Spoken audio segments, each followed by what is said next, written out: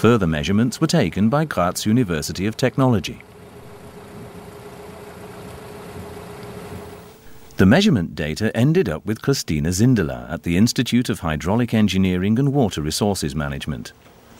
She is a mathematician and, as part of her doctoral thesis, is working on the complex flow conditions in Grober's hydraulic constructions. We have completed several trials and noted the changes to the riverbed. Here you can see a cross-section before the construction of the channel. You can see that it's pretty even. After the installation of the channel and after a tremendous flood, the riverbed changed like this. You see here very strong dynamics within the riverbed. In this area, potholes were formed that are very good for the fish, because here they find calm resting places. And what is more, the riverbank stayed sound, so it was safe from the floodwater. The profile of the Mur riverbed after it has been changed by the channel now looks like a natural river profile, as drawn by Victor Schauberger in the 30s. Christina Sindelar does not just sit at the computer. Here she takes precise measurements at another of Ottmar Grober's river construction sites. In the Stubmingbach brook, he built a kind of stairway, a pendulum channel, a new building method for managing a steep gradient in which the sections of the riverbed restore its original swinging movement to the water.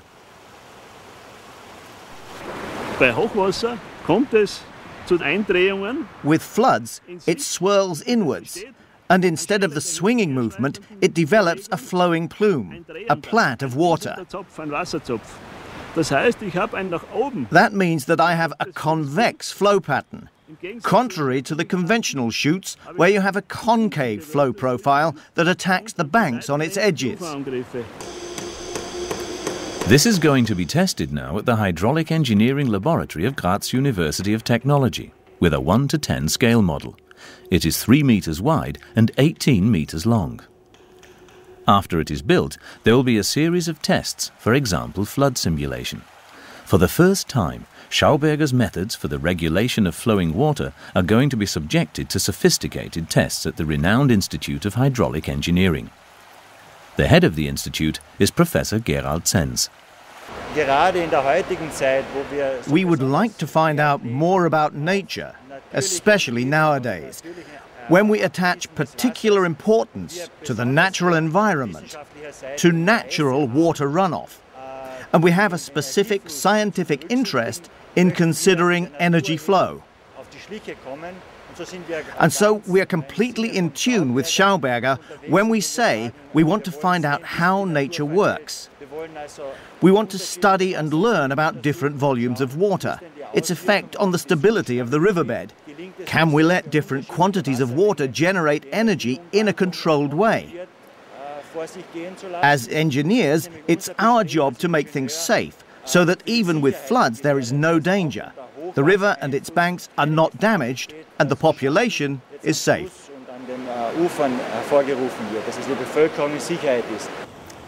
In practice, the pendular chute has already proved itself.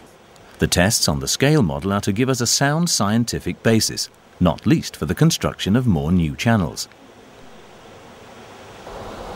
On the Großen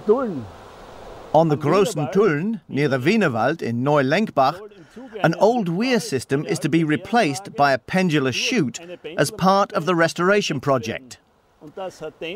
This will enable the fish to move freely through the waters again. And at the same time, a forest is planned on the floodplain. And in this alluvial forest, a Victor Schauberger Park is to be established.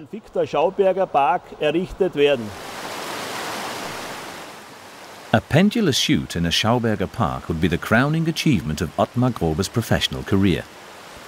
Here he analyzes the electromagnetic frequencies in the water of the pendulous chute with a new measuring instrument.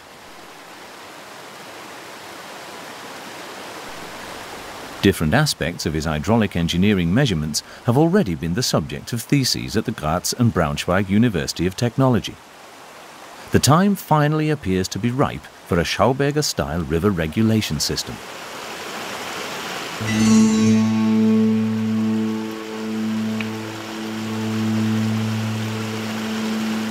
Very early in his career as a forester, Victor Schauberger recognized the great significance of the woodland in the never-ending water cycle.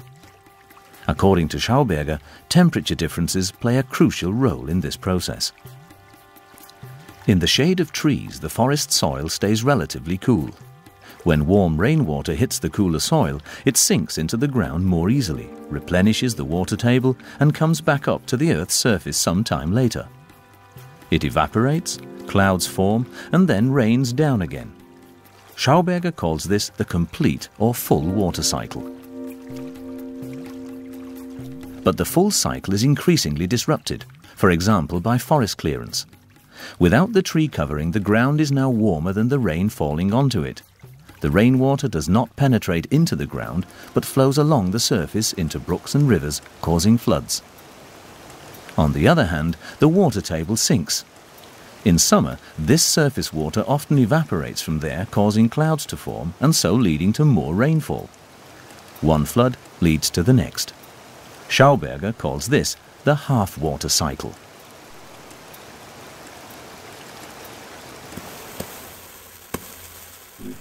On a hot plate, it can be seen in a dramatic demonstration how the drops of water roll off.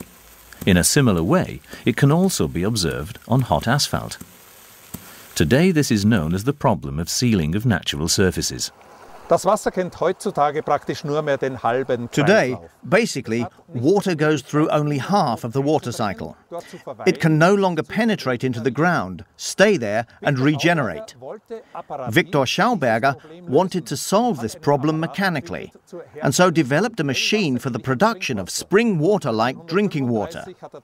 In 1935, he obtained a patent for it.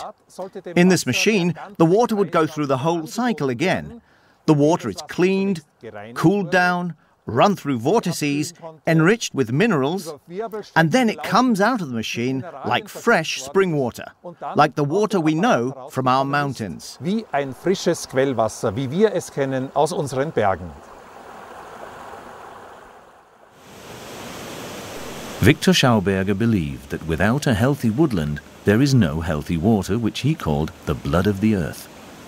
The shade-giving canopy of natural mixed woodlands allows an incomparable variety of species to flourish in the understory. A thick humus layer develops. A good woodland soil is a good water reservoir. It can retain up to 90% of the rainwater that falls upon it, and so dramatically reduces the risk of flooding and erosion. A healthy woodland soil can absorb 6 times more water than bare ground.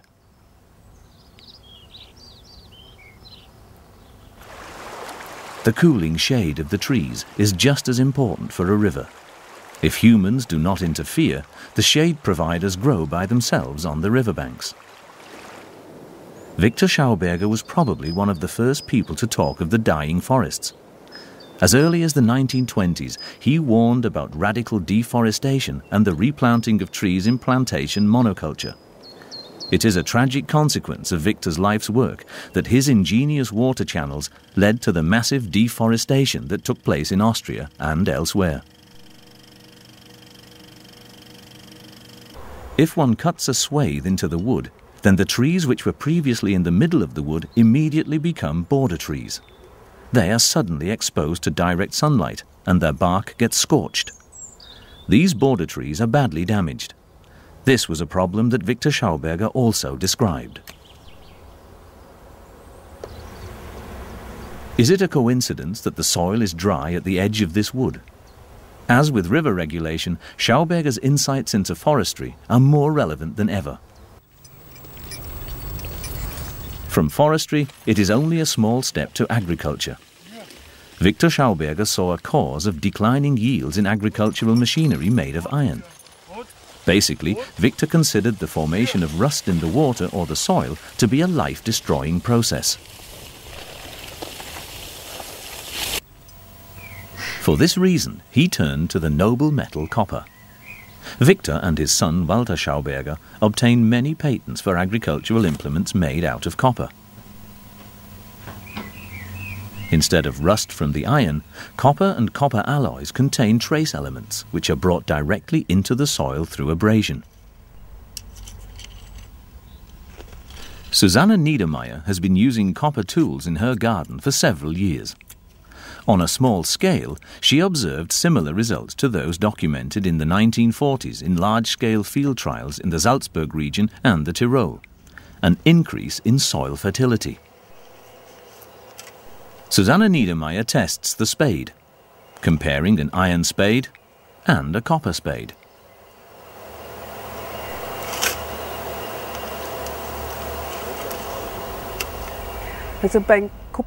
Well, with the copper spade, I have to say, it just goes into the ground more easily. With copper tools, it seems that the trace elements also get into the soil. It seems to me that the soil in the whole garden has become homogeneous, so we don't have so much trouble with snail damage. It simply makes the work a lot easier. I recommend it. Victor Schauberger developed a special plough for loosening the soil, which turned the soil inwards centripetally rather than outwards centrifugally. Unfortunately, there is only one model of the spiral plough, also known as the bio-plough. Klaus Rauber of the Association for Implosion Research in the Schwarzwald explains how it works. With his bio-plough, Victor Schauberger copied the way of a mole, faithful to his principle, comprehend and copy nature. This plough works like a mole, which moves the soil centripetally and so moves through it with hardly any resistance. Electron microscope photographs have recently shown that shark skin has a similar structure, enabling the shark to plough its way through the water with hardly any frictional resistance. Victor Schauberger certainly had not seen such pictures in his time. This plough turns the soil twice, first by turning it at this edge and then turning it back again so that the layering of the earth remains intact. The merits or demerits of ploughing in agriculture is ever more frequently debated. Victor Schauberger's backwards turning plough could be the way to leave microorganisms in the soil layer where they belong.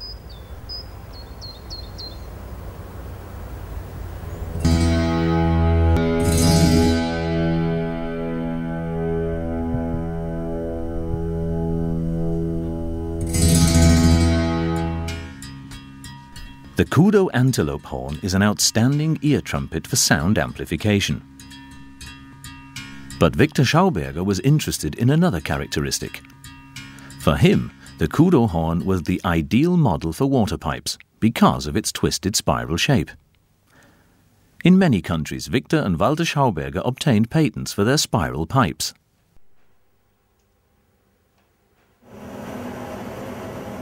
Such pipes are not easy to make. Felix Hediger of the Association for Implosion Research heats up copper pipes in order to bend them. With a roller he made himself, he can twist the now flexible copper pipe. Another variant is a pipe which is not twisted but dented, the so-called Neumann pipe. Despite the fact that the pipe is straight, the water whirls in on itself.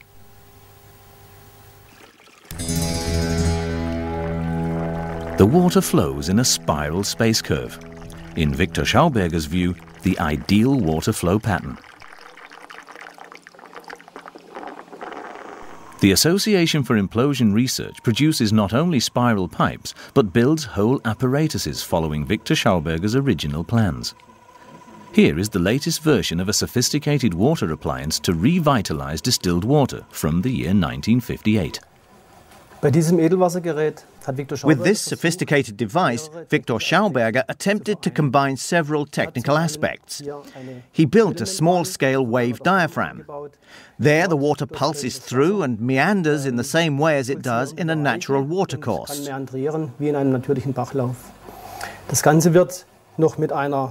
hole is covered by a lid so that light is excluded. Carbonic acid is added to the airspace. The carbonic acid is incorporated into the water during the vortexing process, and high-quality salts are also added to it. The entire process has to run approximately half an hour with a positive temperature gradient. That is, the water has to cool down to 4 degrees Celsius. After half an hour, the water is taken out. It should rest a day until it has the maturity of good spring water. Possibly even, we'll test this in experiments, the maturity of healing water. Back to Felix Hediger. He builds his spiral pipes into a